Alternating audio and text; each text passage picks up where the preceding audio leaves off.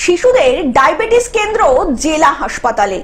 আসানসোল জেলা হাসপাতালে আরো একটি নতুন পালক সংযোজিত হলো। বুধবার আসানসোল জেলা হাসপাতালে আনুষ্ঠানিকভাবে সূচনা হলো এই প্রথম শিশুদের ডায়াবেটিস চিকিৎসা কেন্দ্র।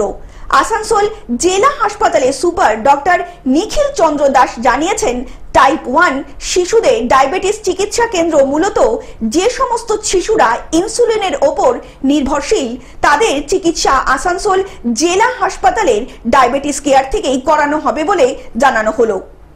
কি সুবিধা পাওয়া যাবে? এটাকে সুবিধা হচ্ছে কি টাইপ 1 ডায়াবেটিস যেটা হচ্ছে কি ইনসুলিন ডিপেন্ডেন্ট থাকে, মানে ইনসুলিনের উপর নির্ভরশীল থাকে এবং বাচ্চাদের মধ্যে এটা দেখা যায়। তাহলে এগুলো যদি ট্রিটমেন্ট না হয় এরা খুব ক্রিটিক্যাল কন্ডিশনে চলে যায়।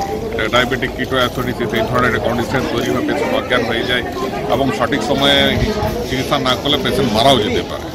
তো এটা ভালো অ্যামাউন্টের কেস আমাদের এলাকাতেও আছে।